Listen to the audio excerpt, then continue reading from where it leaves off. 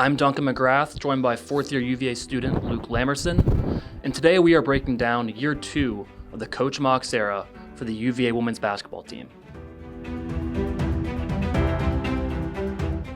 All right, Luke, you're a big fan of the team. You go to all the games at JPJ. What did you think of UVA's 16-16 season overall? Yeah, thanks so much for having me on. As you mentioned, I'm a big fan.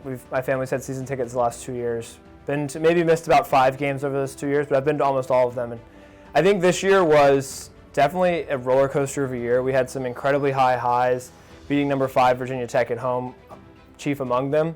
We also had some pretty low lows, losing in the first round of the ACC tournament, losing to Wofford at home. Some really tough losses as well, but I think all in all, my first big takeaway is excitement for the future.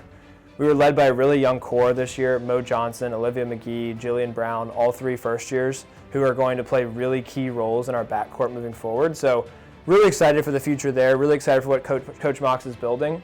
We had 7 wins in the ACC this year. We were 7-11, which might not sound like a ton, but it's more than the previous 3 years combined, which is an incredible upgrade over what the status of our storied women's basketball program, but it's a program that had fallen on hard times, and we clearly are moving in the right direction. I think there's a lot of excitement moving forward. We have another good recruit coming in Brianna Hurd, a lot of returning pieces, and hopefully we can be in the NCAA tournament next year, not the WBIT.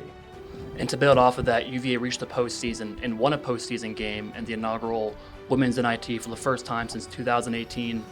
Luke, you mentioned Kymora Johnson, who was second-team All-ACC. She averaged 15 points per game as a freshman. What did you think kind of watching her this year, and what do you think of her growth in the future? Yeah, I think the most incredible part was her improvement throughout the year. We knew coming in she was a top 30 recruit, consensus McDonald's All-American. We knew she had a lot of upside, but in her first 10 games, she really was not incredible. She shot 19% from 3 in her first 10 games and was kind of struggling to put the ball in the hoop. She still was distributing, still a great ball handler, still a decent defender, but was kind of struggling to make shots. But what I really liked about how Coach Mox managed that and how Mo Johnson managed it herself was that consistent improvement throughout the season.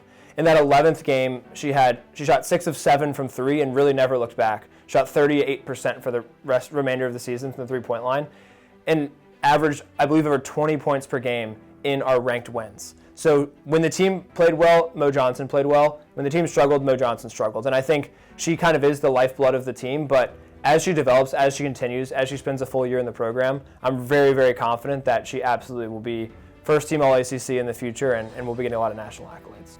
Focusing now on Coach Mox, in year 1 last year, she went 15-15, only winning 4 games in the ACC. This year, in year 2, 16-16, 7-11 in conference play. Luke, what have you seen so far from Coach Mox?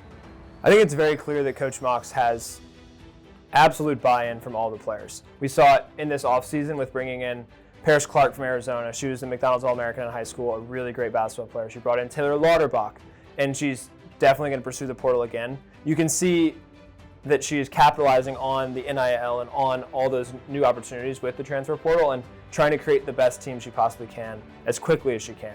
You can tell she's a great recruiter, and I think her on-court adjustments are great as well.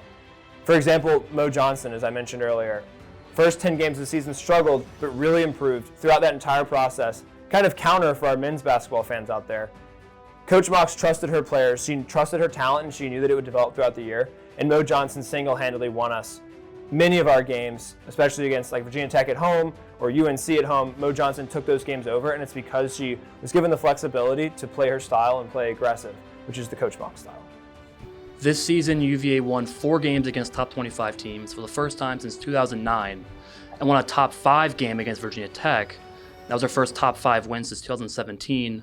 Luke, right now, there's obviously a lot of excitement within the program. What would you have to say about that? Absolutely.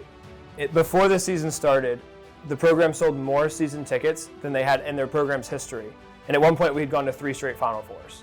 So you can clearly tell that there's excitement, even if that NCAA appearance, even if that winning record is still elusive, you can tell there's excitement, and it's because the fans can see, the second that they walk into that stadium, you can see that this team is bound for something special.